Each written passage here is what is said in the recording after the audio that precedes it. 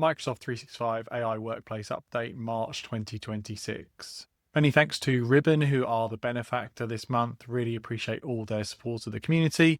Ribbon have announced an expanded relationship with Amazon AWS to bring all the Ribbon enterprise and carrier grade voice infrastructure into Amazon public cloud, also in the Amazon marketplace, and things like Acumen and the operations tools and the SecOps tools and the whole deployment pipeline.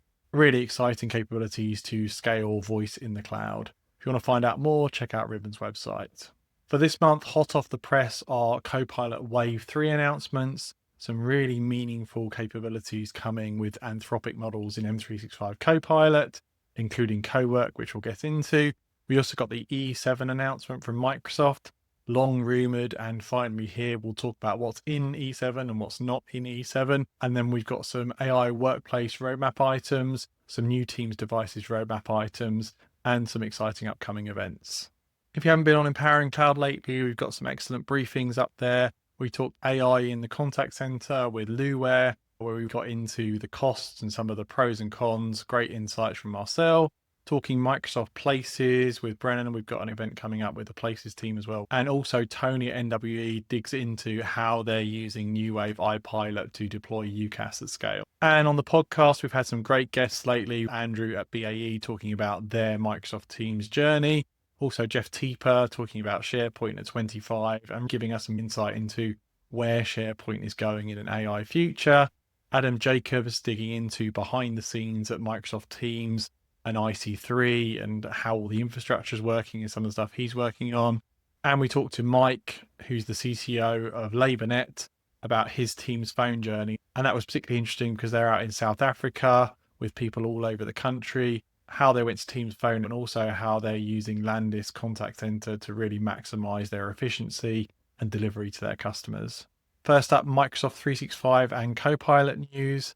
As I said in the intro, we did get the Wave 3 Copilot announcements. GA was November 2023. September 2024 was what Microsoft called Wave 2, and that was Copilot Pages, Copilot kind of getting integrated into the Office apps.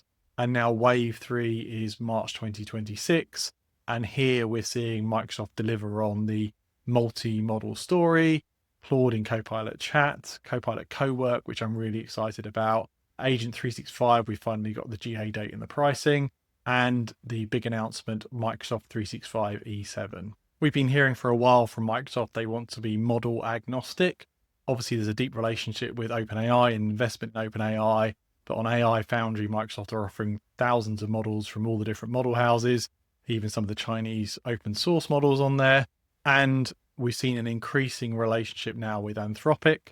Microsoft brought the models into GitHub Copilot, and now they are in M365 Copilot. So you can see on the drop down there, you will have the option to choose Sonnet.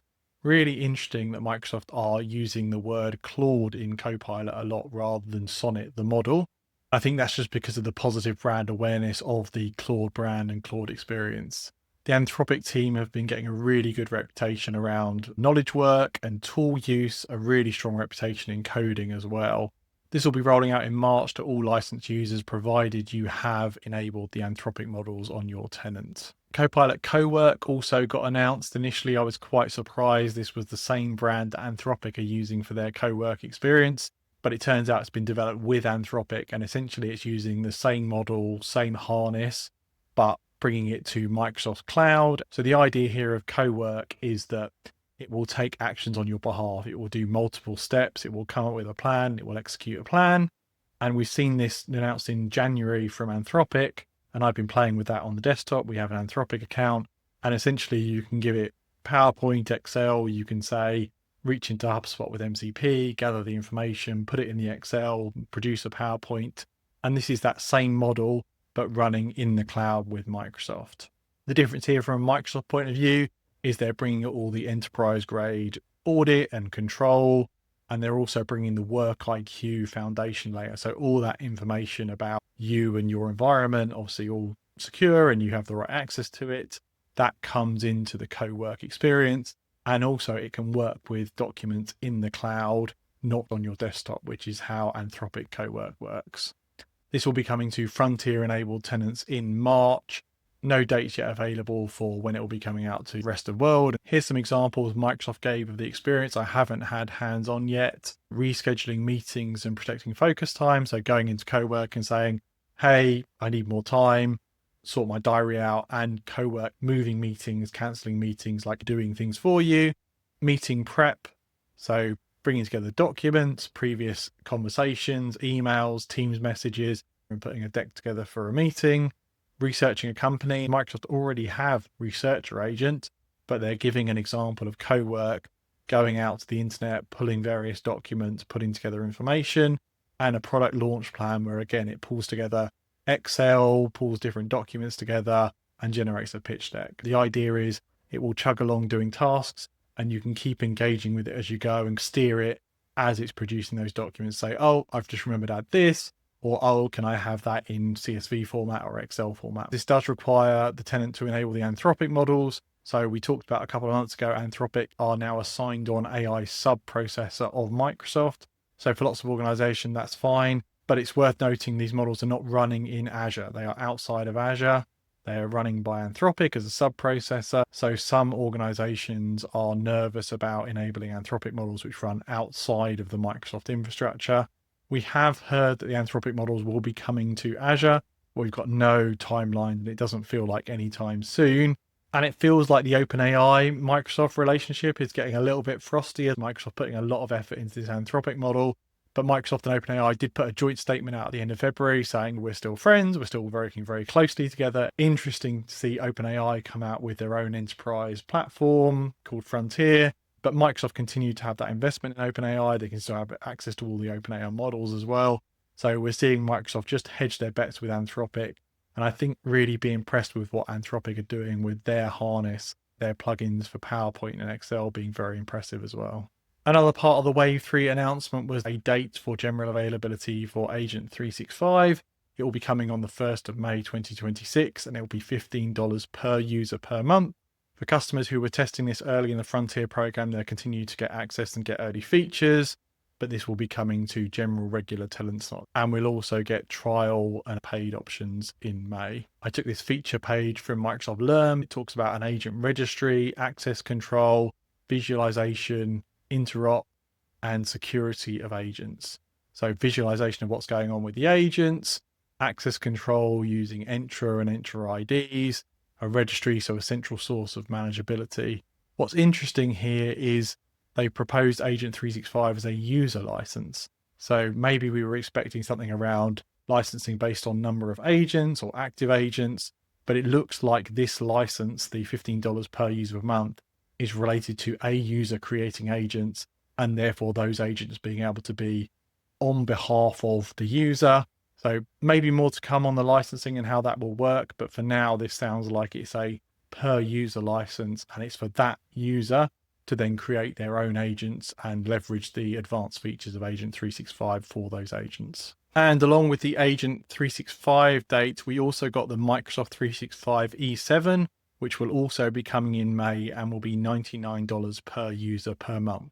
So we've heard a long time rumors around E7. Would it bundle in all the capabilities of Microsoft 365? That's not the case. So for example, this doesn't include Teams Premium. This is adding E5 and everything that's in E5, some Entra capabilities, Microsoft 365 Copilot, and Agent 365. So Microsoft are positioning this as the Frontier suite. If you stack all those up, you're saving $10 or so. Be interesting to see how this lands in the market. I think a lot will depend on the perceived value of the Agent 365 platform. Also this month, we got SharePoint's 25th birthday. I was really pleased to have Jeff Teeper on the podcast. Really great conversation about the SharePoint journey, way back into the beginning, going into the cloud, scaling. Some of the numbers are incredible. 1 billion users each year, 2 billion files uploaded, 2 million SharePoint sites created every day. And Jeff took us through not just the journey story, but some of the new stuff that's coming, including the new SharePoint layout. You can see on the slide here, the new layout with a new icon for build experiences, as well as publish and the intranet, and also your OneDrive. And we talked a lot about the role AI plays in SharePoint's future. I think it was a really great conversation. You can check it out on the Teams Insider podcast feed or on YouTube. Let's have a look at the AI-powered workplace roadmap. First up, one that a lot of people have been hoping for, identifying bots that are joining Teams meetings. This is third-party meeting bots joining Teams meetings. What will now happen is it will be very clear in the lobby if it's a bot trying to join or if it's a regular person trying to join. So you will need lobby enabled for this capability, but it will make it much clearer that third-party meeting bots are joining the meeting. Do you want to accept them or reject them? And that is coming in May. We also have multiple phone numbers assigned to a single user in Teams Phone. We talked a little bit about this last month, but now we see the roadmap item specifically for user accounts. So it will be up to 10 phone numbers for a single user. That can be a mix of operator connect, direct routing, calling plan. So you can mix and match different technologies. You can mix and match different locations. Obviously, you'll have to hit the regulatory requirements of the different locations, and that'll be a conversation.